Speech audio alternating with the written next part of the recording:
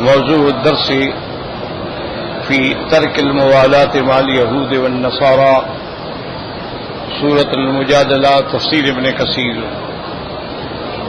الحمد لله رب العالمين، والصلاة والسلام على أشرف الأنبياء وسيد المرسلين سيدنا محمد وعلى آله وأصحابه أجمعين۔ اللهم صل على سيدنا محمد وعلى آل سيدنا محمد كما صليت على إبراهيم وعلى آل إبراهيم في العالمين إنك حميد مجيد۔ أعوذ بالله من الشيطان الرجيم، بسم الله الرحمن الرحيم۔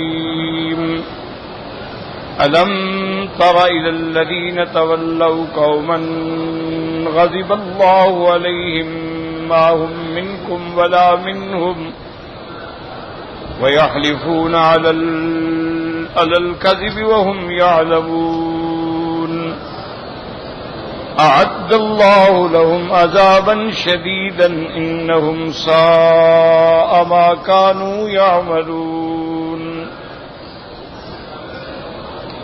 اتخذوا أيمانهم جنة فصدوا عن سبيل الله فلهم عذاب مهين۔ لن تغني عنهم أموالهم ولا أولادهم من الله شيئا، أولئك أصحاب النار هم فيها خالدون۔ يوم يبعثهم الله جميعا فيحلفون له كما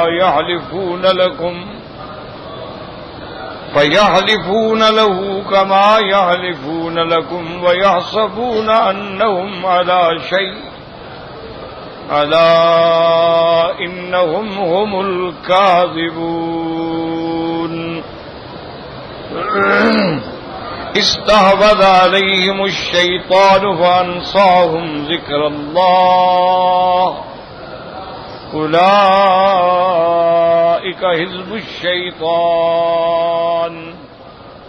ألا إن حزب الشيطان هم الخاسرون۔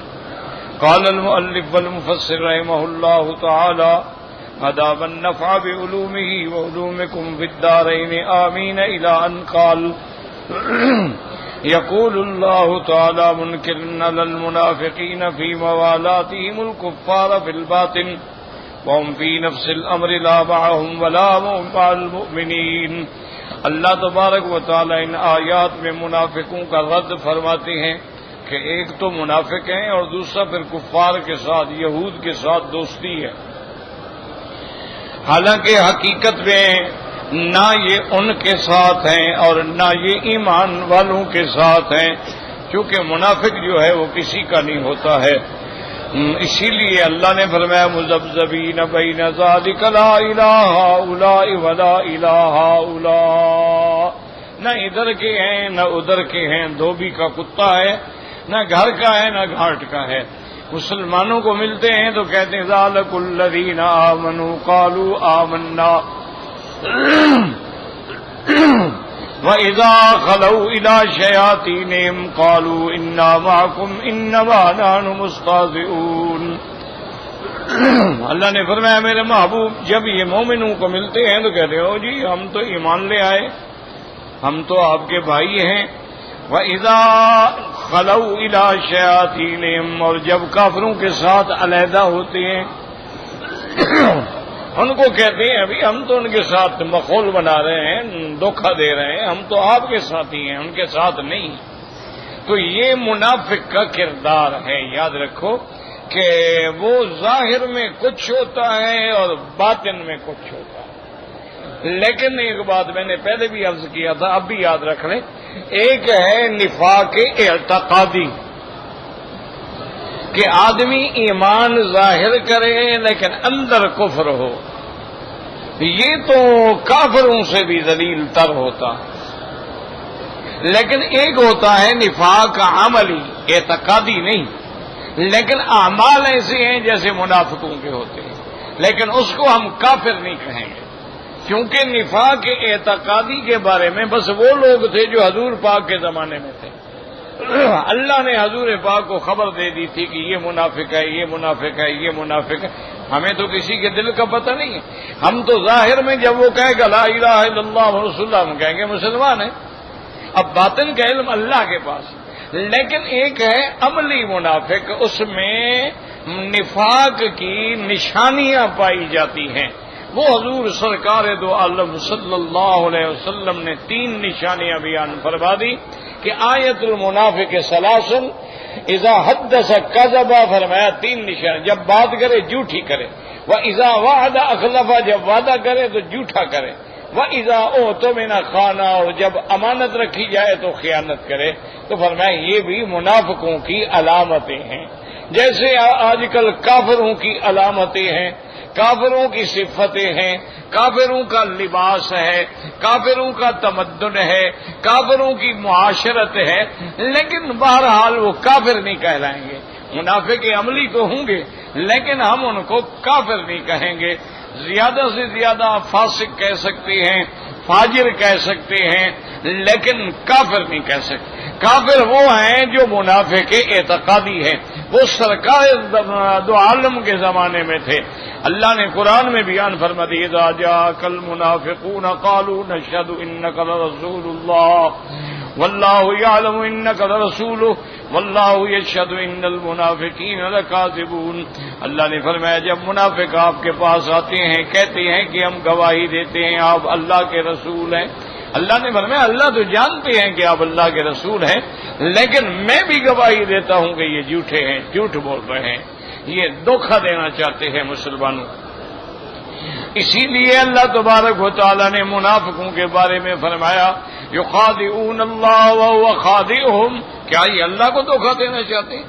اللہ نے ان کے سزا کے بارے میں بھی فرمایا ان المنافقین فی الدرک الاسفل من النار، آپ نے فرمایا ان کے لیے جہنم کا سب سے نچلا درجہ ہوگا اور ان کو سب سے زیادہ عذاب دیا جائے گا۔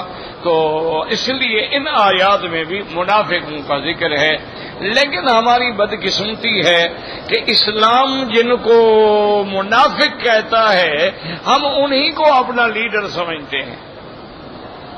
اب یہ اللہ کی مرضی ہے اور ہماری بدقسمتی ہے کہ جتنا بڑا جھوٹا ہوگا اتنا بڑا سیاستدان ہوگا، اتنے بڑے عہدوں پہ فائز ہوگا، جتنا بڑا فراڈ کر سکتا ہوگا اتنا بڑا لیڈر ہوگا، جتنا قوم کو دھوکہ دیں کہ قوم کا مال کھا جانے والا ہوگا، امانت میں خیانت کرنے والا ہوگا، اتنا بڑا جناب وہ ہمارا لیڈر ہوگا۔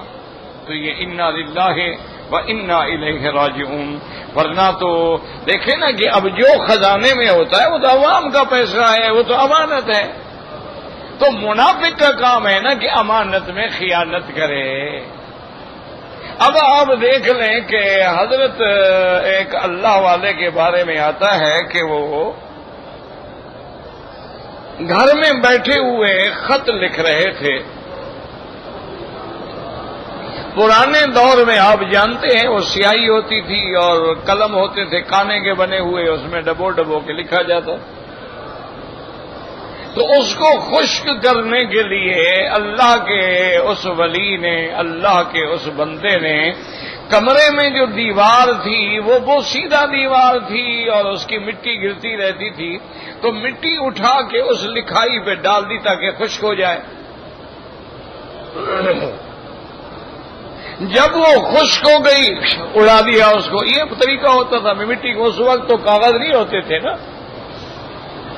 سیاہی کو چوسنے والے، ابھی تو کاغذ بنے ہی نہیں تھے، تو ڈال دیا اور خط لکھا اور سو گئے۔ تو رات کو خواب میں دیکھا کہ اللہ کی طرف سے تنبیہ ہوئی کہ تم میرے بندے ہو، میری ذکر و شکر میں رہنے والے، یہ مکان کرائے پر تمہیں رہنے کے لیے لیا تھا، اس کی مٹی استعمال کرنے کا تو تمہیں حق نہیں تھا، تم نے کیوں ناجائز استعمال کی؟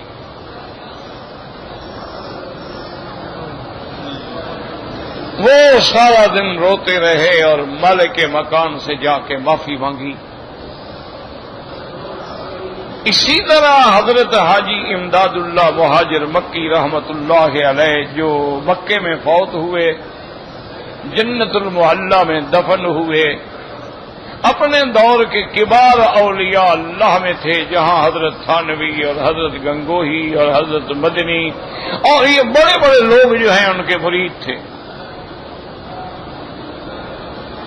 مدینہ منورہ جا رہے تھے، اس زمانے میں اونٹوں کا سفر تھا، گاڑیاں شاڑیاں تو ہوتی نہیں تھی نا، اونٹ ہوتے تھے، بس اونٹوں پہ کرائے پہ اونٹ لے لیا، یا کوئی خچر لے لیتے تھے، کوئی گدھا کرائے پہ لے لیتے تھے، اسی پہ سفر کرتے تھے۔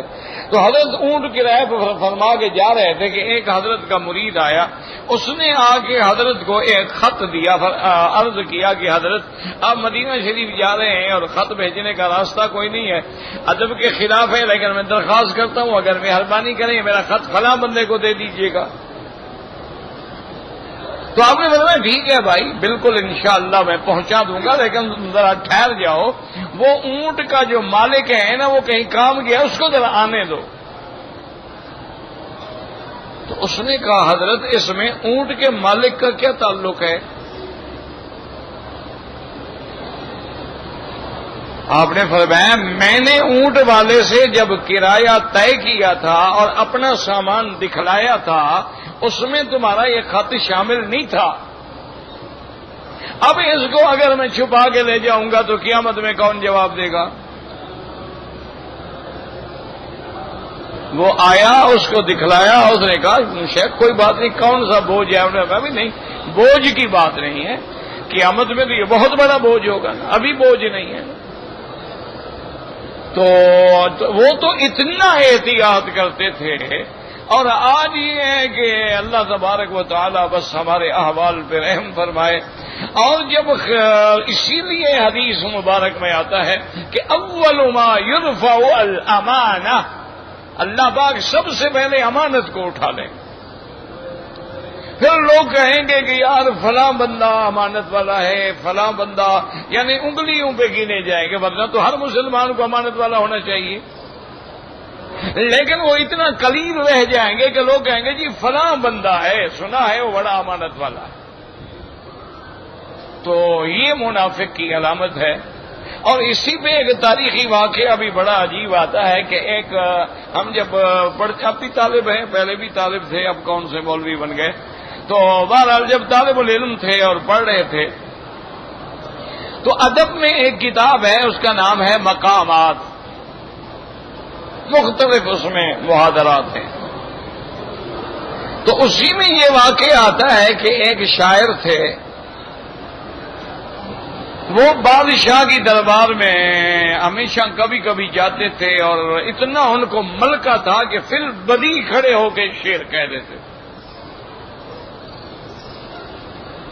ایک دن بادشاہ کے دربار میں گئے، بادشاہ بھی کسی خیال میں بیٹھے ہوئے تھے، بادشاہ کے سامنے پیسے ویسے پڑے تھے، تو بادشاہ نے اس سے کہا کہ دیکھو اتفاق سے تم آ گئے ہو اور یہ پیسے ہیں، اس کی تعریف میں ابھی تم فی البدیہہ کوئی شعر سناؤ۔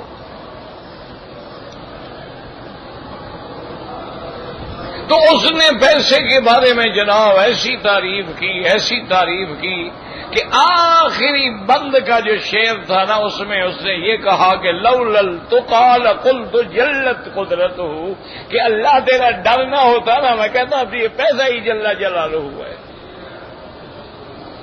چاہے تو پھانسی والے کو اتار لے اور بے گناہ کو پھانسی چڑھوا دے، یہ پیسہ ہی تو ہے نا جس سے سارا کچھ ہو رہا ہے، تو اگر تیرا ڈر نہ ہوتا نا میں کہتا نعوذ باللہ جل جلالہ یہی بلا ہے۔ تو بادشاہ بڑے خوش ہوئے کہ تعریف کی انتہا ہے نا جی۔ تو بادشاہ نے کہا ابھی اتنا انعام اس کو دے دو، وہ جانے لگا تو بادشاہ نے کہا ٹھہرو، اس نے کہا اچھا بات سنو، اگر تم اسی وقت اس پیسے کی مذمت میں کچھ شعر کہہ دو تو اور تمہیں انعام دوں گا۔ اس نے کہا جی کوئی بات نہیں، وہ شروع ہو گیا، اور آخر میں جب اس نے ختم کیا تو اس نے کہا کہ بادشاہ سلامت، یہ پیسہ جو ہے ذی وجہین کل منافقی، کہ جتنا دنیا کے پیسے ہیں دیکھو ان کے دو رخ ہوتے ہیں، ادھر سے اور شکل ہوتی ہے، ادھر سے اور شکل ہوتی ہے، یہی منافق کا کام ہے کہ شکل اس کی دو ہوتی ہے، ظاہر میں کچھ ہوتا ہے اور اندر میں تو یہ تو سب سے بڑا منافق ہے، یہ تو کسی کے ساتھ وفا نہیں کرتا۔ تو بادشاہ حیران ہو گیا، اس نے کہا ذی وجہین، دو منہ ہیں نا اس کے، ادھر سے دیکھو اور شکل ہوگی، ادھر سے دیکھو اور شکل ہوگی، تو جب دو منہ ہوں گے تو وہ منافق ہوگا، اور جو منافق ہوگا لا الہ الا ولا الہ الا، نہ اس کا ہوگا نہ اس کا ہوگا، یہ تو کسی کا ہی نہیں ہے۔ اسی لیے آپ نے دیکھا نہیں ہے ساری زندگی پیسے جمع کرتے رہے، مر گئے تو کیا ہوا؟ وہ کسی اور کے پاس چلے گئے۔ اسی لیے عمر ابن عبدالعزیز رحمت اللہ علیہ کی خدمت میں آخری ایام میں قریب الوفات تھے، ایک دوست آیا، اس نے کہا کہ امیر المومنین آپ نے اپنی جائیداد بھی تقسیم کر دی، سب کچھ اللہ کے لیے لٹا دیا، اب تو موت کا وقت آ گیا ہے، آپ کے جوان بیٹے ہیں بیٹیاں ہیں، ان کے لیے کم از کم آپ بادشاہ سے کہیں وہ آپ کو کوئی جاگیر دے دیں، کچھ کر دیں، آپ اپنی اولاد کے لیے کیا چھوڑ کے جا رہے ہیں؟ تو حضرت عمر ابن عبدالعزیز مسکرائے اور فرمایا کہ میرے دوست تمہاری محبت کا شکریہ، لیکن میری اولاد جو ہے یا صالح ہوگی یا طالح ہوگی، یا اچھی ہوگی یا بری ہوگی۔ انہوں نے کہا ہاں یہ تو ہے۔ اس نے کہا اگر میری اولاد اچھی ہوگی تو اللہ نے قرآن میں وعدہ کیا ہے ان ولی اللہ الذی نزل الکتاب وہو یتولی الصالحین، کہ اللہ جس نے قرآن اتارا ہے صالحین کا وہی متولی ہوتا ہے، تو میرا اللہ ان کا متولی ہے، مجھے فکر کرنے کی کیا ضرورت ہے؟ اور اگر میری اولاد بری ہوئی تو ان کے گناہوں میں کیوں شریک ہوں کہ میں ان کو جائیداد دے جاؤں، کل وہ شرابیں پیئیں، وہ کباب اٹھائیں، شباب اٹھائیں، اور گناہ میں میرا حصہ بھی پڑتا رہے کہ میں نے جائیداد دی تھی۔ تو میں نے اللہ پہ چھوڑ دیا ہے، جو چاہیں گے وہ فرمائیں گے۔ تو اس لیے اللہ نے فرمایا کہ یہ منافق جو ہے یہ نہ تمہارے ہیں نہ ان کے ہیں، مذبذبین بین ذلک لا الہ الا، اور آگے فرماتے ہیں ومن یضلل، اور جو گمراہ ہو گیا فلن تجد لہ سبیلا، جو بھٹک جاتا ہے پھر اس کو راستہ نہیں ملتا ہے۔ اس لیے فرمایا الم تر الی الذین تولوا قوما غضب اللہ علیہم، یہ ان سے دوستی رکھتے ہیں جن پہ اللہ کا غضب ہے، یعنی کون؟ الیہود الذین کان المنافقون یمالئونہم ویوالونہم بالباطل، یہ یہودیوں کے ساتھ رہتے تھے، یہودیوں کے ساتھ دوستی رکھتے تھے، باطن کے اندر خیر خواہی رکھتے تھے۔ اللہ پاک نے فرمایا ما هم منکم ولا منہم ای ہؤلاء المنافقون لیسوا فی الحقیقۃ منکم ایھا المؤمنون، اللہ نے فرمایا ایمان والو یہ تمہارے بھی خیر خواہ نہیں ہیں، ولا من الذین یوالونہم، اور جن سے یہ دوستی کر رہے ہیں یہودی ان کے بھی نہیں ہیں، ان پہ بھی وقت آ گیا وہ بھاگ جائیں گے، آپ پہ وقت آ گیا آپ کو بھی بھاگ چھوڑ جائیں گے۔ لیسوا فی الحقیقۃ منکم ایھا المؤمنون ویحلفون علی الکذب وهم یعلمون، یعنی المنافقین یحلفون علی الکذب وهم عالمون بانهم کاذبین فیما حلفوا وهی الیمین الغموس، ولا سیما فی مثل حالهم اللعین یعوذ باللہ منہ فإنهم كانوا إذا لقوا الذين آمنوا قالوا آمنا وإذا جاءوا الرسول حلفوا له بالله أنهم مؤمنون وهم في ذلك يعلمون أنهم يكذبون فيما حلفوا به لأنهم لا يعتقدون صدق ما قالوه وإن كان في نفس الأمر مطابقا ولهذا شهد الله بكذبهم في أيمانهم وشهادتهم لذلك۔ اللہ نے فرمایا یہ منافق جو ہیں قسمیں کھاتے ہیں اور جھوٹی قسم، اور جانتے ہیں کہ ہم جھوٹی قسم کھا رہے ہیں، اسی کو کہتے ہیں الیمین الغموس، کہ آدمی جان بوجھ کے جھوٹی قسم کھائے، جانتا ہے میں جھوٹی قسم کھا رہا ہوں۔ ولا سیما فی مثل حالہم، اور اس حالت میں اللہ کی ان پہ لعنت ہو، فإنهم كانوا إذا لقوا الذين آمنوا قالوا آمنا، اور یہ جب مومنوں کو ملتے ہیں تو کہتے ہیں ہم ایمان لائے، وَإِذَا جَاءَ الرَّسُولُ، جب حضور کی خدمت میں آتے ہیں، حلفوا لَهُ، قسمیں کھاتے ہیں کہ یا رسول اللہ ہم ایمان والے ہیں، حالانکہ وہ جانتے ہیں کہ جھوٹ بول رہے ہیں جو قسم کھا رہے ہیں، کیونکہ ان کا یہ عقیدہ ہی نہیں ہے، وہ تو نبی نہیں مانتے ہیں، جھوٹی قسمیں کھا رہے ہیں۔ فَلِهَذَا شَهِدَ اللَّهُ بِكِذْبِهِمْ فِي أَيْمَانِهِمْ وَشَهَادَتِهِمْ لِذَلِكَ، اب اللہ نے گواہی دی کہ یا رسول محبوب ایک قسم بھی جھوٹی کھا رہے ہیں اور گواہی بھی جھوٹی دے رہے ہیں۔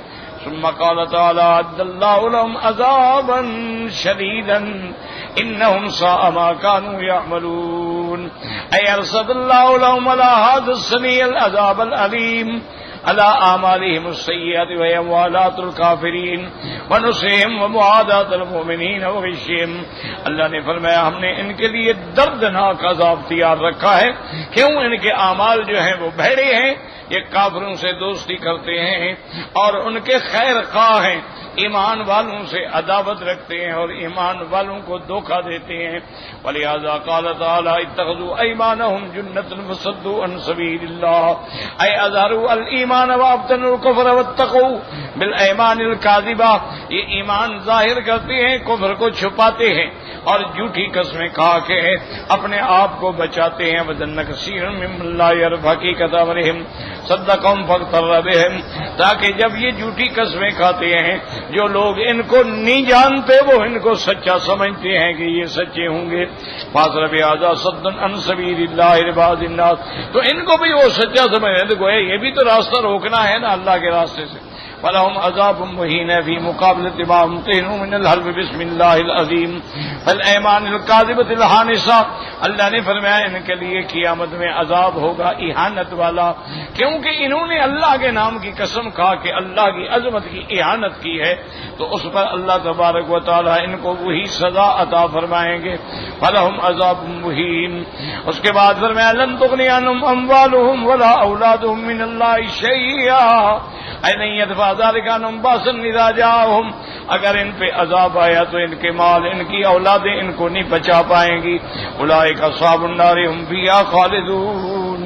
یہ تو جہنمی ہیں اور ہمیشہ جہنم میں رہیں گے. یوم یبعثهم اللہ جميعا یحشرهم یوم القیامت عن آخرهم ولا یغادر منهم احدا. اللہ نے فرمایا جس دن اللہ ان کو قیامت کے دن کھڑا کریں گے، سب کے سب کھڑے ہوں، کسی ایک کو بھی نہیں چھوڑا جائے گا. فَيَحْلِفُونَ لَهُ كَمَا يَحْلِفُونَ لَكُمْ وَيَحْسَبُونَ أَنَّهُمْ عَلَىٰ شَيْءٍ أَيْ يَحْلِفُونَ بِاللَّهِ عَزَّ وَجَلَّ أَنَّهُمْ كَانُوا عَلَى الْهُدَىٰ وَالِاسْتِقَامَةِ كما كانوا يحلفون للناس في الدنيا لأن من عاش على شيء مات عليه وبعث عليه. اب قیامت میں یہ اللہ کے سامنے بھی قسمیں کہیں گے یا اللہ ہم تو بالکل پکے اسلام والے تھے، پکے مومن تھے. مفسر فرماتا ہے وجہ یہ ہے کہ جس بندے کی جس حالت میں موت آئے گی اسی پہ وہ اٹھایا جائے گا، کیونکہ یہ جھوٹی قسمیں کھاتے تھے تو اٹھیں گے جب تو اسی حالت پہ ہوں گے. اللہ کے سامنے بھی یہ پھر جھوٹی قسمیں کھائیں گے. اسی لیے حکم ہے کہ آدمی اپنی زبان پہ اللہ کے ذکر کو جاری رکھے تاکہ اس کی موت جو ہے وہ اللہ کے ذکر پہ آئے اور جب وہ اٹھے تو اللہ کے ذکر پہ اٹھے. اسی طرح ایک صحیح حدیث مبارک میں آتا ہے میرے آقا صلوات اللہ وسلام اللہ علیہ کی خدمت میں عرفات میں کچھ صحابہ آئے. انہوں نے کہا کہ یا رسول اللہ صلی اللہ علیہ وسلم ہمارا فلاں ساتھی جو ہے بیچارہ فوت ہو گیا ہے، تو اب اس کے لیے کیا حکم ہے؟ آپ نے فرمایا فَكْفَنُوهُ فِي إِحْرَامِهِ. احرام کی چادروں میں ہی اس کو کفن دے دو اور اس کے سر پہ کپڑا نہ ڈالنا. لا تغطوا راسه.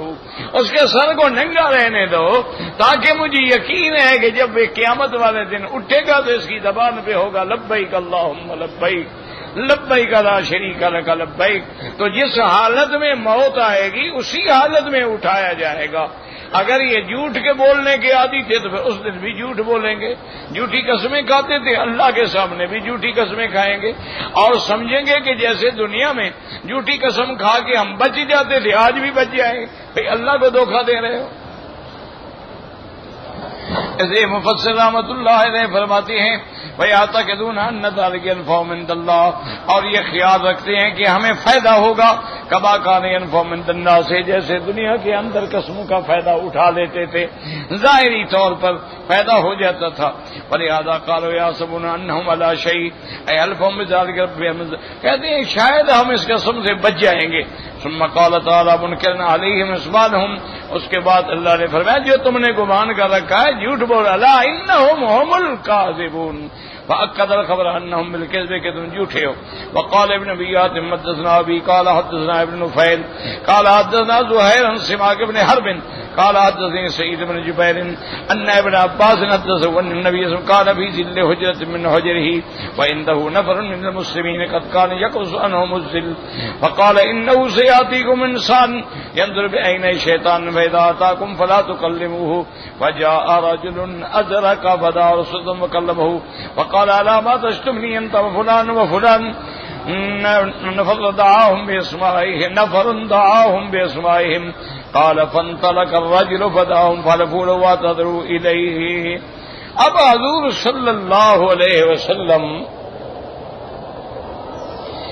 اپنے حجروں کے دیوار کے سائے میں بیٹھے تھے اور صحابہ بھی بیٹھے تھے اور قریب تھا کہ وہ سایہ جو ہے وہ ختم ہو جائے. حضور نے فرمایا ٹھہرو، ابھی ایک آدمی آئے گا ینظر بعینی شیطان، وہ شیطان کی آنکھوں سے دیکھتا ہے، کیونکہ جب آدمی سراپا شیطان بن جائے تو پھر اس کی بھی تو ہر حرکت شیطان کی ہو جاتی ہے.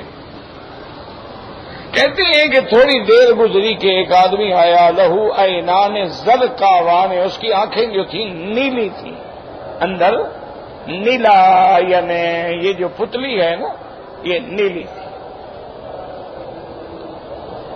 جب حضور کی خدمت میں بیٹھا تو حضور نے فرمایا علامات تشتمنی، تم کیوں مجھے برا کہتے ہو، اور فلان وہ بھی مجھے برا کہتا ہے. تو وہ بندہ گیا دوڑا ہوا اور ان کو بھی لے آیا اور آگے قسمیں کھانے لگے، یا رسول اللہ ہم نے تو کبھی آپ کو برا نہیں کہا، حالانکہ وہ جھوٹی قسمیں کھا رہا. یہ آنے والا جو ہے اس کا نام عبداللہ ابن نبتل تھا، یہ منافق تھا عبداللہ ابن نبتل.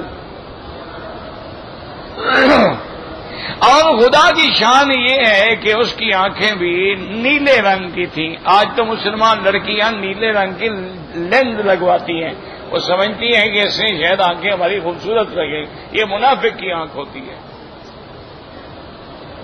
آنکھ کی خوبصورتی یہ ہے کہ جو اس میں سیاہی ہے وہ خالص سیاہی ہو، اور جو اس کے ارد گرد سفیدی ہے وہ خالص سفیدی ہو. یہ ہوتا ہے، اسی لیے اللہ نے فرمایا وہ حور عین. اب اس حدیث مبارک میں ایک اشکال ہے کہ اگر آدمی کسی کو یہ کہے کہ یہ برا ہے، یہ شیطان ہے، چاہے وہ ہو بھی، تو یہ نعوذ باللہ یہ تو پھر غیبت ہے. کیوں؟ اگر وہ نہ ہو تو یہ بہتان ہے. اگر اس میں وہ علامت پائی جائے اور آپ نے کہا ہے تو یہ غیبت ہے. اور سرکار دو جہاں تو معصوم ہے، آپ نے کیسے یہ کلمات فرمائے کہ ایک آدمی ابھی آئے گا اور وہ شیطان کی آنکھ سے دیکھتا ہے؟ تو اس لیے یاد رکھیں علماء نے لکھا ہے کہ ایسے کسی آدمی کی برائی کرنا منع ہے، لیکن مسلمانوں کو اس کے نقصان سے بچانے کے لیے اگر آپ کہہ دیں تو پھر وہ گناہ نہیں ہوتا. جیسے کوئی چوری کا مشورہ کر رہے تھے، آپ نے بتلا دیا کہ بھئی خبردار ہے نا، آج میں نے سنا کوئی چور مشورہ کر رہے تھے، تو یہ غیبت نہیں ہوگی. غیبت تب ہے کہ جب بلا وجہ آپ کسی کی برائی کریں. حضور پاک نے تو صحابہ کو بچایا کہ یہ منافق لوگ ہیں. اس نے بھی آ کے قسمیں کھائیں کہ یا رسول اللہ ہم نے آپ کے خلاف کچھ نہیں کہا. فانزل اللہ عز وجل ویحلفون له کما یحلفون لکم. اللہ نے قرآن کی یہ آیات نازل فرمائی کہ تمہارے پاس آ کے قسمیں کھاتے ہیں، ویحسبون انہم علی شیء، اور سمجھتے ہیں کہ وہ کسی مقام پہ، الا انہم هم الکاذبون. وہکذا رواه الامام احمد بن طریقین عن سماک به ورواه ابن جرير محمد المسنان غندر شعبة سماك به نحوه واخرجه ايضا من حديث سفيان الثوري عن سماك بنحوه اسناد جيد ولم يخرجوه. وحال هؤلاء كما اخبر الله تعالى عن المشركين اذ يقول ثم لم تكن فتنة من الله ان قالوا والله ربنا ما كنا مشركين. انظر كيف كذبوا على انفسهم وضل عنهم ما كانوا يفترون. جیسے مشرک بھی قیامت میں قسم کھائیں گے کہ یا اللہ ہم نے آپ سے شرک نہیں کرتے تھے. ثم قال تعالی واستحوذ عليهم الشيطان وانساهم ذکر اللہ، اے استحوذ على قلوبهم الشیطان، ان کے دلوں پہ شیطان نے ڈیرا ڈال دیا ہے. حتی انساهم يذكر اللہ عز وجل، ان کو اللہ کے ذکر سے غافل کر دیا ہے. وَقَذَلِكَ يَسْرِفُ مَنْ اسْتَحْوَذَ عَلَيْهِ، اور شیطان جن کے دلوں پہ مسلط ہوتا ہے ان کو اللہ کے ذکر سے غافل کر دیتا ہے. وَلِهَذَا قَالَ أَبُو دَاوُودَ حَدَّثَنَا أَحْمَدُ بن يُونُس قَالَ حَدَّثَنَا زَائِدَةٌ قَالَ حَدَّثَنَا الصَّائِبُ بن حُبَيْشٍ عن وَعْدَانِ بن طلحة اليامري عن أبي الدرداء رضي الله تعالى عنه قال سمعت رسول يقول ما من ثلاثة في قرية ولا بدو لا تقام فيهم الصلاة إلا قد استحوذ عليهم الشيطان فعليك بالجماعة فإنما يأكل الذئب القاسيات. حضرت ابی الدرداء رضی اللہ تعالیٰ عنہ فرماتے ہیں کہ میں نے سرکار دو عالم صلی اللہ علیہ وسلم سے سنا، آپ نے فرمایا کسی بستی میں 3 آدمی ہیں لیکن اذان بھی نہیں، تکبیر بھی نہیں، جماعت بھی نہیں، تو سمجھو کہ ان پہ شیطان نے تسلط جما لیا ہے. آپ نے فرمایا خبردار ہمیشہ جماعت کے ساتھ رہو، اگر جماعت سے بھٹکو گے تو جیسے ایک بکری اپنے ریوڑ سے ہٹتی ہے تو بھیڑیا کھا جاتا ہے، تمہیں بھی بھیڑیے کھا جائیں گے. ہمیشہ جماعت کا دامن جو ہے پکڑ کے رہو، کیونکہ ید اللہ علی الجماعہ، اللہ کا ہاتھ جو ہے وہ جماعت پہ ہوتا ہے. قال زائدہ قال الصحابیان الصلاۃ فی الجماعہ، تاکہ ہر نماز جو ہے جماعت کے ساتھ ادا کرو. ثم قال تعالی اولئک حزب الشیطان، جن لوگوں پہ شیطان نے تسلط کیا ہے وہ اسی کی پارٹی ہے. الذین استحوذ علیہم الشیطان فانساہم ذکر اللہ. ثم قال تبارک و تعالی الا ان حزب الشیطان هم الخاسرون. اور اس کے بعد اللہ نے فرمایا یاد رکھیں یہ جو شیطان کی پارٹی ہے یہی دھوکے والے ہیں، گھاٹے والے ہیں، دنیا میں بھی اور آخرت کے اندر بھی. واللہ اعلم.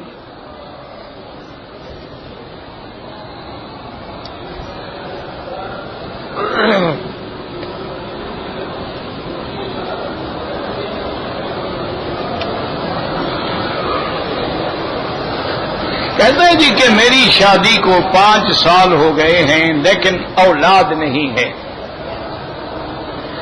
دعا بتلائیں یا کوئی وظیفہ بتلائیں. میرا بھائی پہلی یاد رکھو کہ دونوں میاں بیوی اپنا میڈیکل چیک اپ کراؤ. آج کل میڈیکل سائنس بہت ایڈوانس ہو گئی ہے ماشاءاللہ، اب تو بڑے بڑے ٹیسٹ آ گئے ہیں اور فوراً پتہ لگ جاتا ہے کہ نقص جو ہے وہ عورت میں ہے یا مرد میں ہے، کیونکہ اللہ نے دونوں کے اندر جراثیم رکھے ہیں، ایک ایکس کہلاتے ہیں ایک وائی کہلاتے ہیں، اور وہ ملین کے حساب سے ہوتے ہیں. تو آپ جا کے پہلے ٹیسٹ کراؤ. صرف وظیفوں سے کام نہیں چلتا، اسباب پہ بھی عمل کرو. یہ دنیا میں کوئی وظیفہ نہیں ہے روٹی نہ کھاؤ وظیفہ پڑھتے رہو تو بھوک مٹ جائے گی. یہ دنیا میں کوئی وظیفہ نہیں ہے کہ پانی نہ پیو، صرف وظیفے پہ زور رکھو انشاءاللہ جلدی مر جاؤ گے. پہلے اسباب پہ عمل کرو. ذوالقرنین جو ہے اس کا بھی اللہ نے کہا اتبع سببا، اور اسباب کا خالق کون ہے؟ وہی مسبب الاسباب ہے. آپ چیک اپ کرائیں پھر دیکھیں کس میں نقص ہے، جس میں نقص ہو اس کا علاج کرائیں. اور اس کے ساتھ جو دعا ہے حضرت زکریا علیہ السلام کی، رب لا تذرنی فردا وانت خیر الوارثین، یہ دعا جو ہے کثرت کے ساتھ پڑھا کریں اور اللہ سے مانگا کریں. اللہ تبارک و تعالیٰ قادر ہے لیکن علاج بھی کرائیں.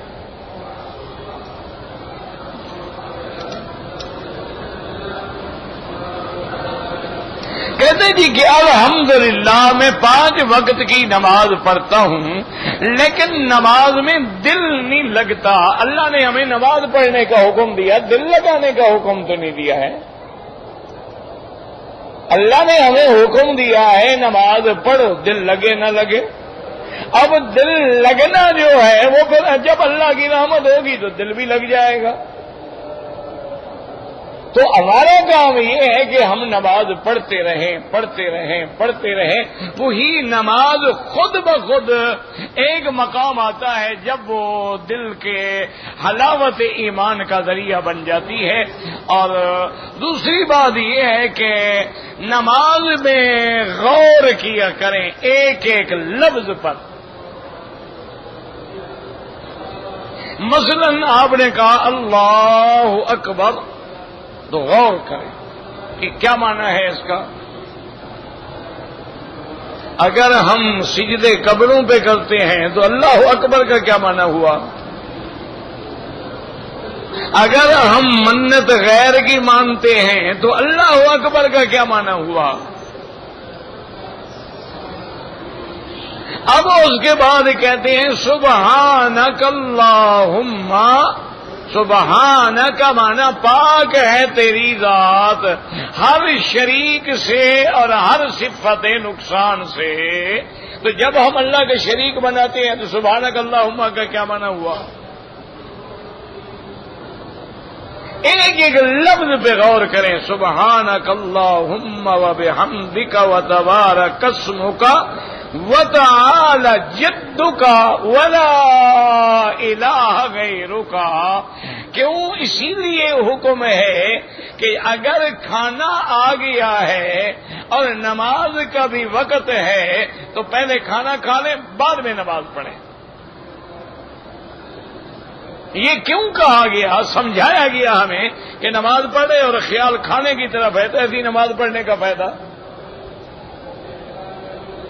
اس سے بہتر ہے کہ کھانا کھا رہے ہو اور دل نماز کی طرف ہے کہ یار جلدی کرو کھا لو نماز کا وقت ہے، نماز بھی تو پڑھنی ہے نا. آپ کھانا کھا رہے ہیں لیکن دل نماز میں اٹکا ہوا ہے. تو اس لیے جب آپ یہ عمل کریں گے نا انشاءاللہ کہ رکوع میں گئے تو سبحان ربی العظیم ایک ایک لفظ پہ غور کریں کہ میری زبان سے کیا نکلا ہے، میں نے کیا کہا ہے. اسی طرح اتحیات میں بیٹھے ہیں تو التحیات للہ والصلوات والطیبات. تو توجہ کریں کہ یہ اتحیات کا کیا معنی ہے. یہ کس ذات نے اللہ کے آگے نیاز پیش کی تھی؟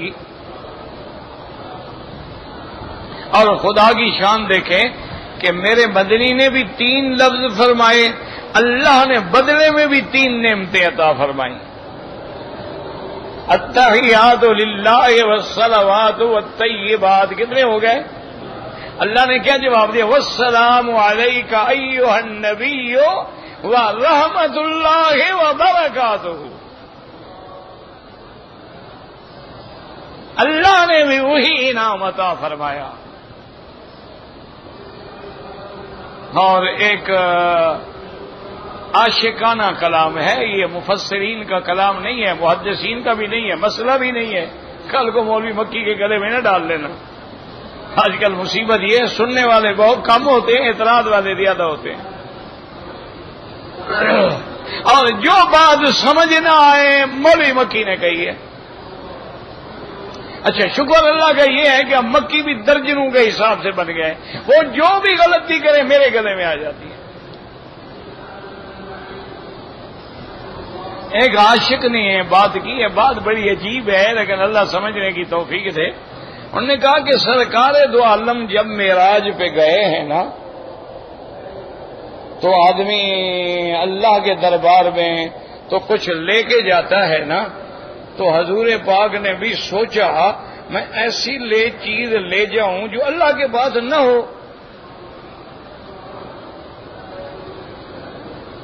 اب حالانکہ ہر چیز تو اللہ کے پاس ہے نا، کون سی چیز ہے جو اللہ کے پاس نہ ہو؟ انہوں نے کہا پھر نیاز ہی ہو سکتی ہے، نیاز تو اللہ کے پاس نہیں ہے نا، وہ تو غنی ہی ہے نا، وہ کسی کا نیاز کیوں؟ نیاز مند تو ہم ہیں. تو اللہ نے بھی انعام میں سلام بھی دیا، رحمت بھی دی اور برکت بھی دی. اور اس کے بعد کتنا بڑا انعام فرمایا اللہ نے کہ میرا مدنی، میرا محبوب، آپ پہ تو سلام بھی ہو گیا، رحمت بھی ہو گئی، برکت بھی ہو گئی، اب اپنے ساتھ نیکو کو بھی شامل کرو. السلام علینا وعلی عباد اللہ الصالحین.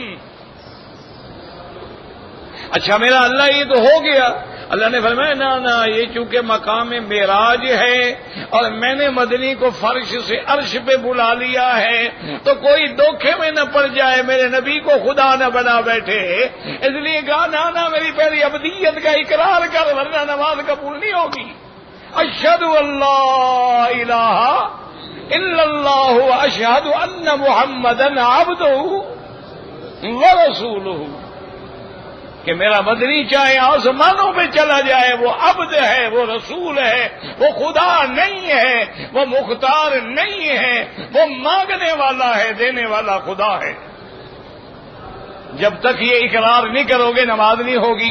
اب یہ ہو گیا تو اللہ نے فرمایا اب امت کو سکھلا دو کہ جب سلام بھی ہو گیا، تحیات بھی ہو گیا، اعتراف بندگی بھی ہو گیا، شہادت توحید بھی ہو گئی، شہادت رسالت بھی ہو گئی، لیکن میں تو ان کی عبادت قبول نہیں کروں گا، ان کی دعائیں قبول نہیں کروں گا جب تک وہ تجھ پہ درود نہ پڑھیں۔ اللہم صلی علی محمد وعلی، آگے پڑھ لیں وعلی، پڑھ لو درود شریف کو، ڈرتے بلا وہ تو اپنے ملک میں جا کے کہنا نا، مکہ مدینے میں وہاں بھی درود نہیں پڑھنے دیتے، ابھی تو پڑھ لو، وہ تو وہاں جا کے گواہی دینا، اپنے ایمان کو تباہ کرنا کہ اللہم صلی علی محمد وعلی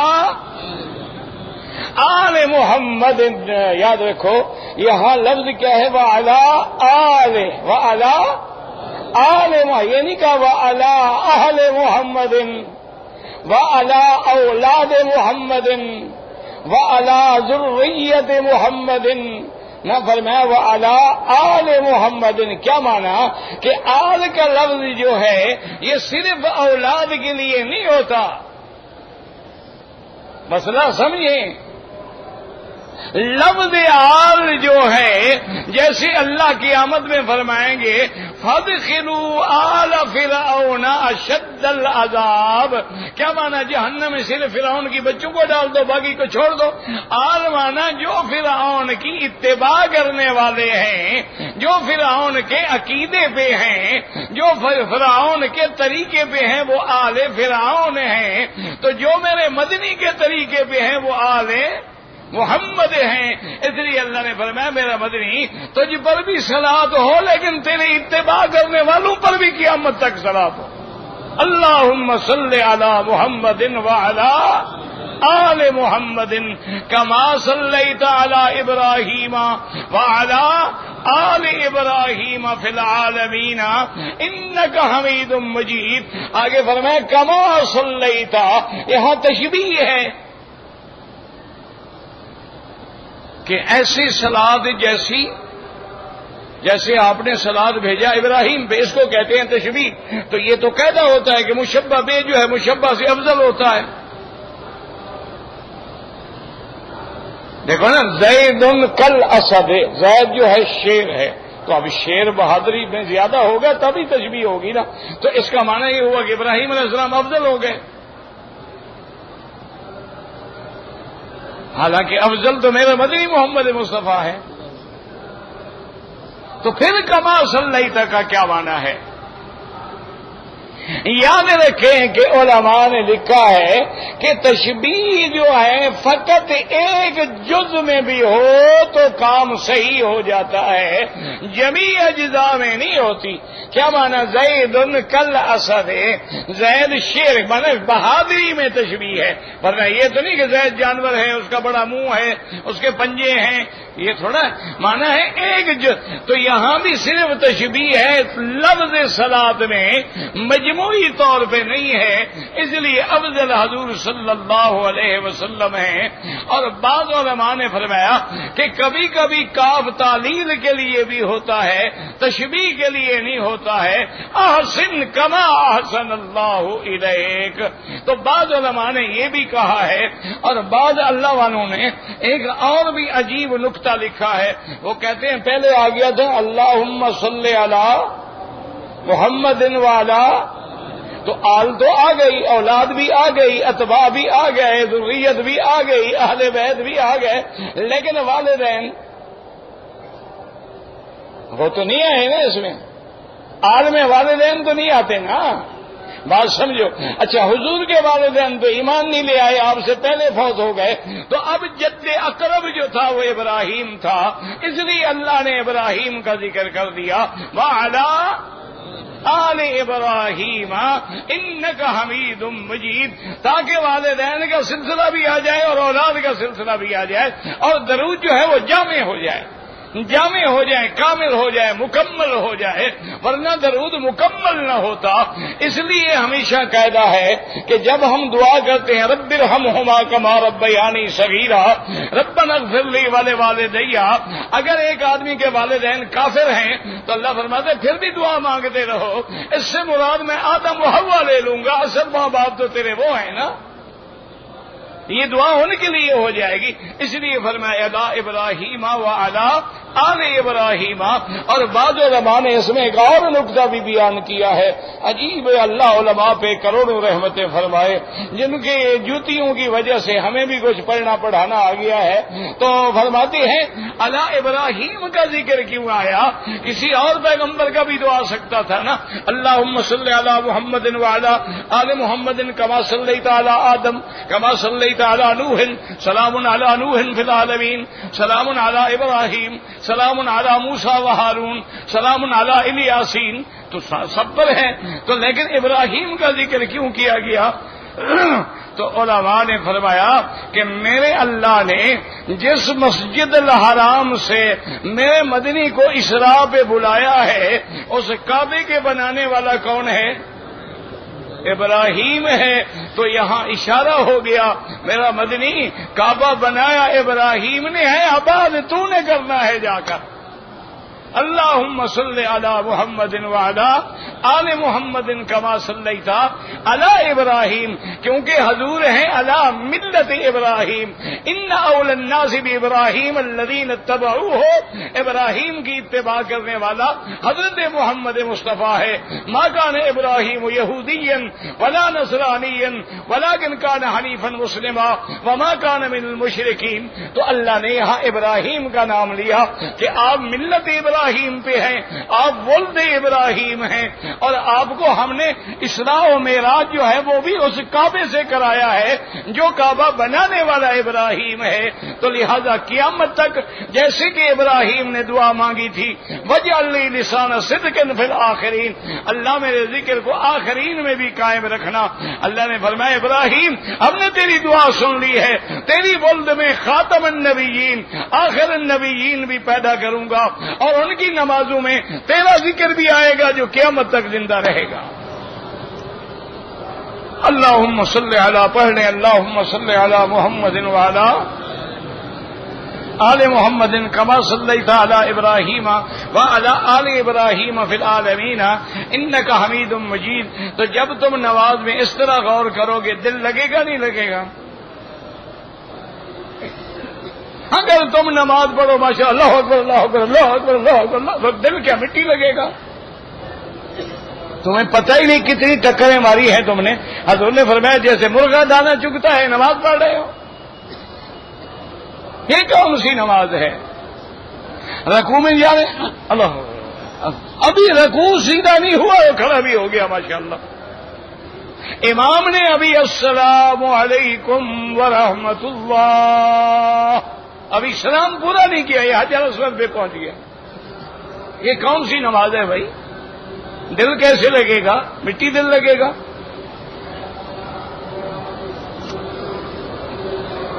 کہتے ہیں جی کہ میں سرکاری ملازم ہوں, میرا آفیسر جو ہے وہ شیعہ ہے, لیکن کبھی کبھی مجھے اپنے ساتھ کھانے پہ بلاتا ہے. کوئی بات نہیں, کھانا تو ہر کافر کے ساتھ کھانا جائز ہے, کھانے میں تو کوئی مسئلہ نہیں ہے. ویسے بھی یاد رکھیں مسلمانوں, دشمن نے ایسا جال پھیلایا ہے, مولوی مکی ہو یا مدنی ہو, پیر ہو یا فقیر ہو, مال ہم سارا یہودیوں کا استعمال کرتے ہیں. یہ آپ جو بپسی پیتے ہیں, بپسی شریف, یہ آپ بناتے ہیں. یہ کوکا کولا شریف یہ مرنڈا شریف، 7 اپ شریف، یہ میکڈونلڈ کے کنگ برگر، اور یہ جناب آپ کے پیزا جو ہے، یہ سارے کھانے کہاں سے آ رہے ہیں؟ کنٹیکی کی مرغیاں اور کنٹیکی کے سینڈوچ جو ہیں، یہ کادو کے جو ہیں، یہ کہاں کے ہیں؟ ایسے بچوں والی بات کریں، یہ جو مکھن لیتے ہو ماشاءاللہ، یہ کہاں کا ہے؟ یہ جو آپ چیز لیتے ہیں ماشاءاللہ، یہ کہاں سے آ رہی ہے؟ جو مسلمان ملک کی مہر لگی ہوئی ہے وہ بھی میٹیریل یہودی کا ہے، پیکنگ انہوں نے کی ہے، ان کے پلے میں کچھ بھی نہیں ہے۔ آپ کے ملک میں مثلا پیپسی کولا بنتا ہے، میٹیریل وہاں سے آتا ہے، آپ کا صرف پانی ہے اور بند کر کے آپ بوتل بنا دیتے ہیں، اصل میٹیریل ان کا ہے۔ یہ مسلمان ہیں جی ماشاءاللہ، یہ لڑیں گے، تم ایک بوتل پانی کی نہیں بنا سکتے ہو، مٹی لڑو گے۔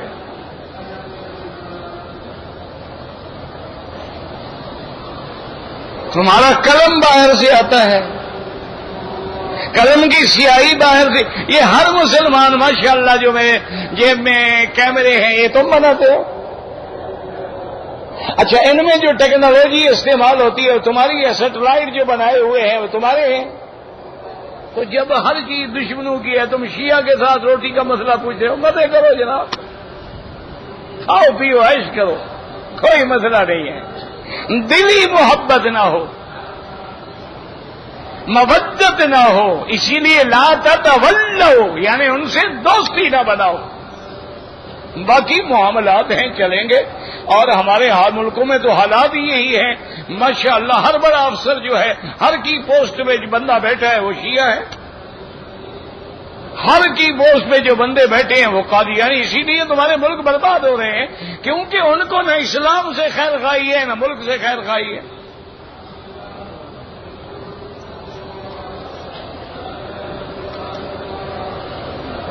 اگر عورت باریک کپڑے پہنے، ان پہ اللہ اللہ کے رسول کی لعنت ہے۔ حضور نے خود فرمایا ہے، رب کاسیات عاریات، ایسی عورتیں بھی ہوں گی جو لباس پہنا ہوگا لیکن ننگی ہوں گی۔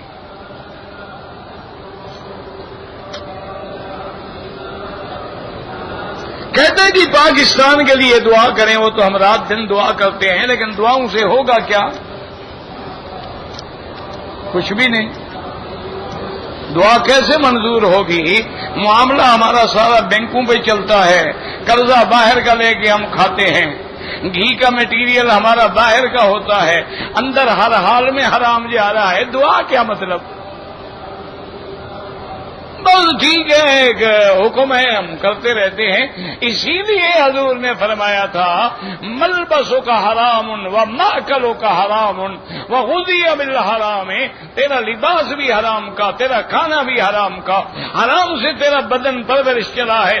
تو دعائیں مانگتا ہے، یا رب یا رب یا رب، انا یستجاب لہ، کہاں سے استجابت آئے گی؟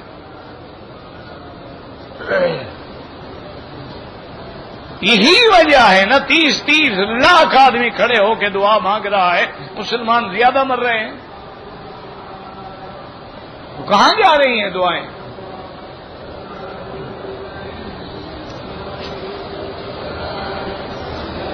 کہتے جی حضور پاک کو حرم شریف سے معراج ہوئی تھی، بالکل ہوئی تھی جی۔ وہ جگہ کون سی ہے؟ کیا کریں گے آپ؟ جگہ اکھاڑ کے لے جائیں گے؟ نہیں، آخر وجہ بتاؤ نا۔ جب اللہ کہتے ہیں اسرا بعبدہ لیلا من المسجد الحرام، تو اللہ نے مسجد الحرام کا نام لیا ہے، جگہ کا تو نام ہی نہیں لیا، اسی لیے کہ تم کل شرک نہ کرتے رہو۔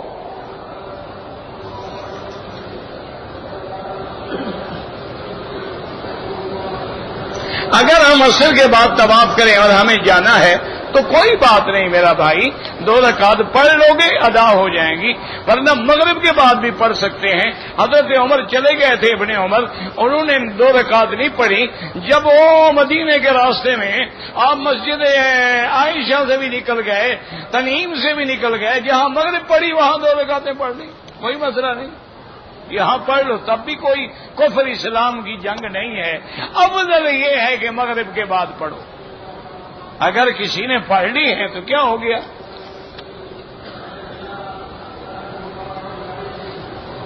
اگر ہم دم پڑ جائے تو دم مانا ہوتا ہے ایک بکری. ابھی پیسے نہیں ہیں، اپنے ملک میں جا کے کسی دوست کو ایک بکری کے پیسے بھجوا کے مکے میں ذبح کرا دینا، وہاں 10 بکریاں کام نہیں آئیں گی.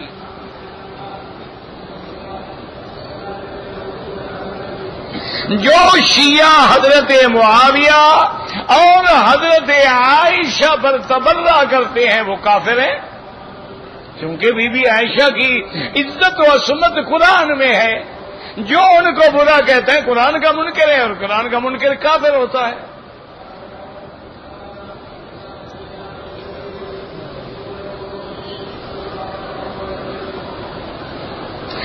ایک آدمی نے منت باندھی تھی کہ میری ماں کی طبیعت ٹھیک ہو گئی، ایک بکری ذبح کروں گا، تو اب جب وہ ذبح کرے تو خود کھائے، ہاں فریج میں رکھ لے، خود کھاتا رہے. اچھی منت باندھی ہے ماشاءاللہ، ماں کو بھی خوش کر دیا، گوشت خود کھانا چاہتا ہے ماشاءاللہ. یار اللہ سے تو فراڈ نہ کیا کرو. منت مانا خیرات ہے، لوگوں کو کھلاؤ، یہ کہاں لکھا ہے خود کھا جاؤ.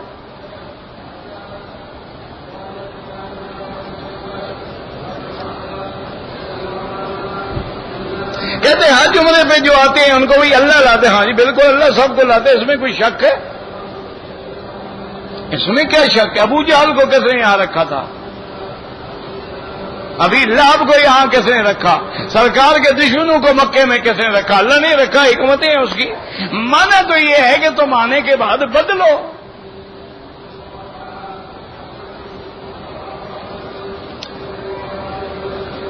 کہتے جی آپ صرف پاکستانیوں پہ ناراض ہوتے ہیں، باقی ملکوں کا بھی یہی حال ہے، تو اپنوں پہ آدمی ناراض ہوتا ہے نا، غیروں سے تو ناراض نہیں ہوتا.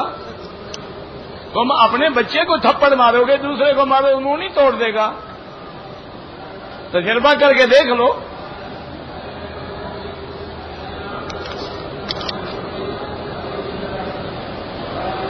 کافر اسلامی ملکوں کو تباہ کر رہے ہیں، بالکل کرتے رہیں گے جب تک تم مسلمان نہیں بنو گے. انتم الاعلون ان کنتم مؤمنین. آج تم مومن بن جاؤ تو غلبہ تمہارا ہوگا. جب تم ایمان چھوڑ چکے، قرآن چھوڑ چکے، اسلام چھوڑ چکے، پھر مار کھاؤ.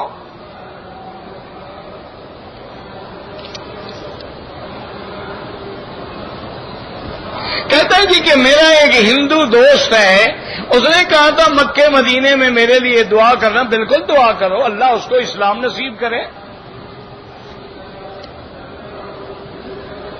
اگر طواف کرنے میں ایک اشارہ بھول جائے کوئی حرج نہیں.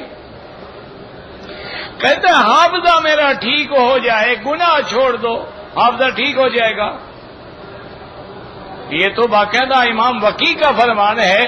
شکوت الی وکی سوء حفظی فاوصانی الی ترک المعاصی. وہ کہتے ہیں کہ ہم نے امام وکی سے کہا کہ ہمارا حافظہ خراب ہے، ہم نے فرمایا گناہ چھوڑ دو. ہاتھ چھوڑ کر نماز پڑھنا جو ہے یہ جمہور کے خلاف ہے.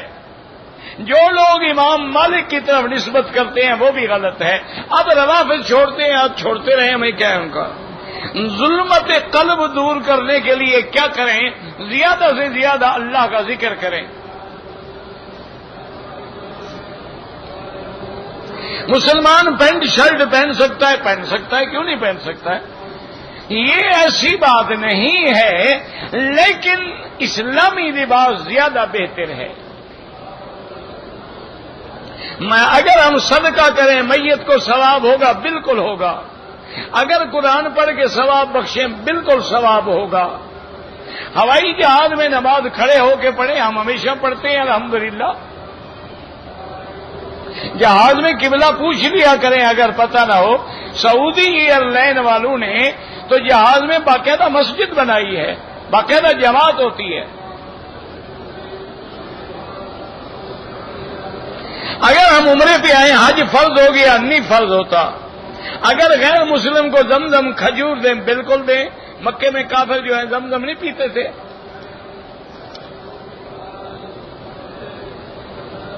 کہتے ہیں جی کہ یہاں عرب میں لوگ 4 شادیاں کرتے ہیں، ہمارے انڈیا میں ایک کے بعد دوسری نہیں کرتے۔ اس کی 2 وجوہ ہیں، ایک تو آپ پر ہندو تہذیب کا اثر ہے، دوسری وجہ یہ ہے کہ یہاں زمزم پیتے ہیں، تمہارے پاس زمزم ہو تو طاقت ہو۔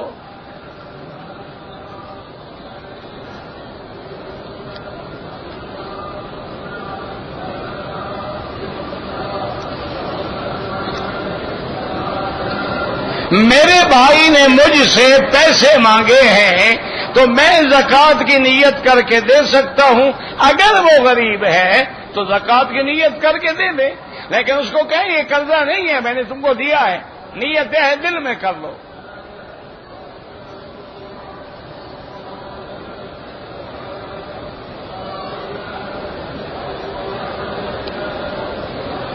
کہتے ہیں جی کہ ایک مولوی نے کہا ہے کہ جو مقلد ہیں وہ ایک حدیث پہ عمل کرتے ہیں، اگر تقلید چھوڑ دیں تو سب حدیثوں پہ عمل ہو جائے گا، جب تقلید چھوڑ دیں گے پھر کسی پہ بھی عمل نہیں ہوگا انشاءاللہ۔ اب ایک امام کے پیچھے نماز پڑھتے ہیں تبھی جماعت ہوتی ہے نا، اگر الگ الگ پڑھو تو کوئی رکوع میں پڑھا ہوگا، کوئی سجدے میں پڑھا ہوگا۔ اور پھر یہ ہے کہ الحمدللہ مقلدین تو ساری حدیثوں پہ عمل کرتے ہیں۔ اب دیکھو یہ فاتحہ کی حدیث ہے، لا صلاۃ الا بفاتحۃ الکتاب بھی حدیث ہے، من کان لہ امام فقراءۃ الامام لہ قراءۃ بھی حدیث ہے، اذا قرأ فانصتوا بھی حدیث ہے، اذا قال غیر المغضوب علیہم ولا الضالین فقولوا آمین یہ بھی حدیث ہے۔ تو حنفی تو ساری حدیثوں پہ عمل کرتے ہیں۔